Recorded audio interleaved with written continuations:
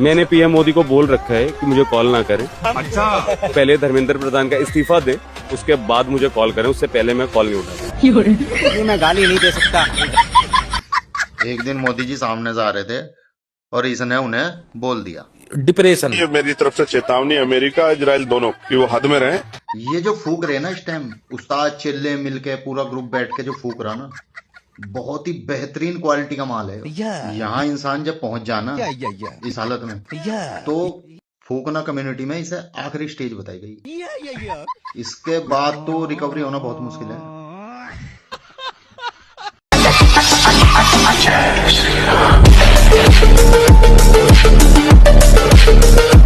इसकी बीवी का फोटो छाती पे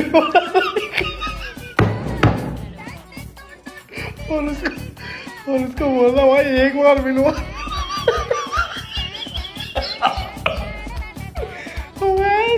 किसी की बीवी का फोटो चाहते।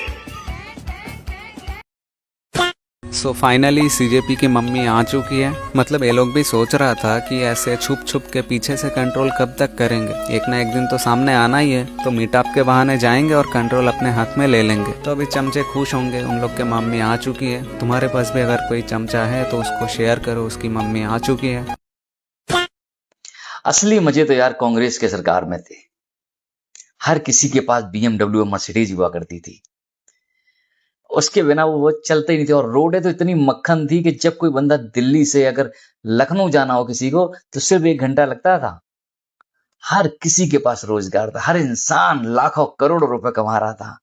और भाई साहब इतनी बढ़िया व्यवस्थाएं थी कि सोशल मीडिया की भसाड़ ही नहीं थी, वाईफाई का टंटा ही नहीं था भाई साहब, कोई नेट की रिक्वायरमेंट नहीं थी। 250 रुपए में मिलता था 1 GB।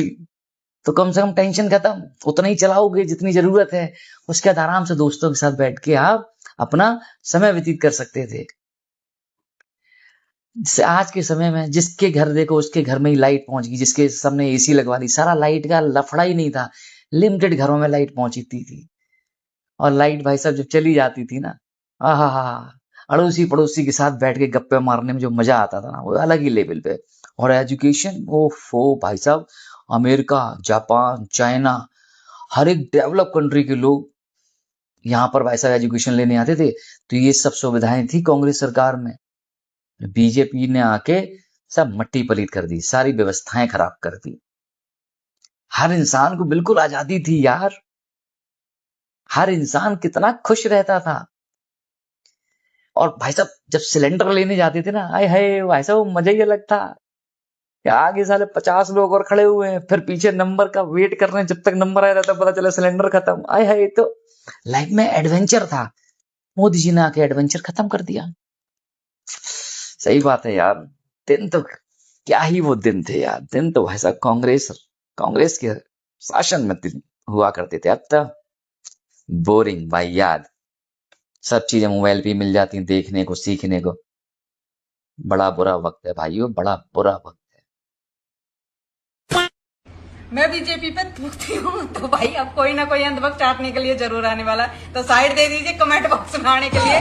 तो भाई तो अंधभक्तों कैसा लगा मेरा थूक कमेंट बॉक्स में जरूर बता के जाना, और वीडियो को दबा के शेयर कर देना।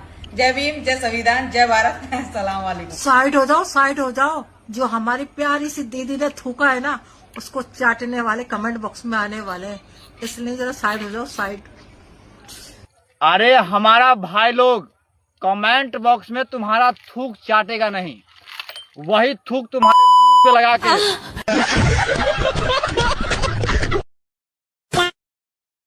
सबसे पहले तो मैं इस बहन से माफी मांगना चाहूंगा। मैंने इस बहन के ऊपर एक वीडियो बनाया था जिसमें नीट का आंसर नहीं दे पाई थी। आज आप इससे चाहे जो पूछ लो, चाहे नीट का ही पूछ लो, ये आपको सब बताएगी। पूछो। आपसे नीट का फुल फॉर्म पूछा गया था, आपने याद कर लिया है? भाई ऑफ कोर्स याद होगी। क्या याद किया भाई? National eligibility cum entrance testing. भैया माफी वापस, भैया माफी वापस। इन आई सुधरी भैया। अगर आपको किसी चमचे को भड़काना हो तो उसके पास धीरे से जाएं और उसके कान में बोलें खटाखट खटाखट खटाखट खटाखट खटाखट टनाटन टनाटन टनाटन खटाखट खटाखट खटाखट खटाखट खटाखट खटाखट खटाखट खटाखट सपचट सपचट सपचट। तो गाइस भारत में बहुत सारी पार्टियां हैं, बहुत सारी, लेकिन मेरे को एक बात समझ नहीं आती है कि सबकी डैश बीजेपी से ही क्यों फट रही है। बताओ जरा क्यों?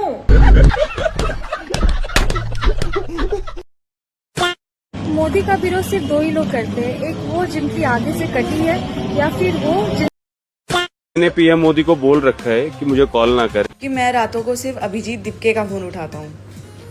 लॉयल हूँ मैं, only Abhijeet Dipke, no other man, I am committed to him fully. आपके अंदर एटीट्यूड ऐसा भरा हो, भैया पीएम मोदी क्या, तू क्या भाई, पीएम मोदी की फोन नहीं उठाता मैं, लॉयल हूँ अपनी पार्टी के लिए, उप्स अपने बंदों के लिए, उप्स अपने बंदे के लिए, ठीक है। जहाँ पर भूख हड़ताल पर इस 1.5 फुटियों को बैठना चाहिए था, वहाँ पर ये 59 साल बुढ़े को बैठा दिया। और ये बुढ़ा काम चालाक थोड़ी है, दिन में 4-5 बार बाथरूम के बहाने खाने चला जाता है। और इस बुढ़े ने 1.5 फुटियों को ऐसा बात बोला जिसको सुनकर 1.5 फुटिया शौक हो गया। आप लोग क्या करते हैं? आप लोग यहाँ ठूस ठूस के खाना खाते हैं। ये 1.5 फुटिया खाना खाने पर आता है तो रुकने का नाम ही नहीं लेता। एक बूढ़ा जो 3-4 दिनों से भूखा रहने का नाटक कर रहा है, वहीं पर ये बैल जैसे ठूसे जा रहे हैं। तो मुझे थोड़ा दुखद लगता है। जाहिर सी बात लगना भी चाहिए। कांग्रेस सरकार ने तेलंगाना में 1600 करोड़ का कोयला गायब कर दिया और ये चमचे वोट चोरी में लगे हुए हैं।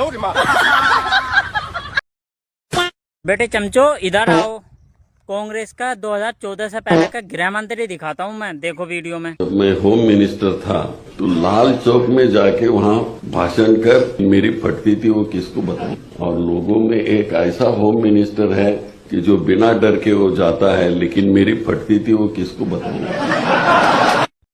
तो चमचो अब बताओ, कश्मीर में जाने से गृह मंत्री की भी फटती थी, ये बात मैंने नहीं बोली है, कांग्रेस के बनाए हुए गृह मंत्री ने ही बोली है। ये हालात थे उस टाइम के कांग्रेस के, तो यही अंतर है बीजेपी में और कांग्रेस में। ठीक है चमचो, पर मैं तुम्हें क्यों समझा रहा हूँ चमचो, तुम्हारे समझ में आएगी नहीं, अंधभक्तों को समझाने की जरूरत नहीं है। लेकिन आज का गृह मंत्री हो, झंडे भी फहराए जाते अपने देश के और सब काम होता। ठीक है चमचो। साले का खोपड़ी तोड़ साले।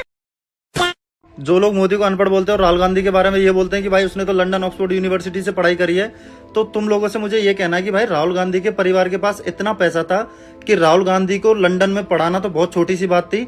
अगर वो चाहते तो पूरी लंदन ऑक्सफोर्ड यूनिवर्सिटी को इंडिया में ला सकते थे। यहाँ तक कि जब राहुल गांधी छोटा था ना, तो उसके बर्थडे का केक प्लेन में कटता था। अब तुम सोचो, इतने अमीर परिवार के लिए राहुल गांधी को लंदन में पढ़ाना और वहां से डिग्री दिलाना कोई मुश्किल बात थी क्या? और दूसरी तरफ भाई नरेंद्र मोदी जो बहुत ही गरीब परिवार से थे, लेकिन फिर भी उन्होंने अपनी पढ़ाई पूरी करी, अपना स्कूल कंप्लीट किया, अपना कॉलेज कंप्लीट किया, और यहाँ तक कि अपने परिवार की आर्थिक स्थिति को सहारा देने के लिए रेलवे स्टेशन पर चाय भी बेची। उनके परिवार में से कभी कोई देश का प्रधानमंत्री नहीं रहा था, लेकिन फिर भी वो आज अपने दम पे देश के प्रधानमंत्री हैं। तो अब जब भी कोई जाहिल पढ़ाई को लेके मोदी और राहुल गांधी को कंपेयर करे, तो भाई उसको जरूर बताना कि दोनों के परिवार में कितना फर्क था।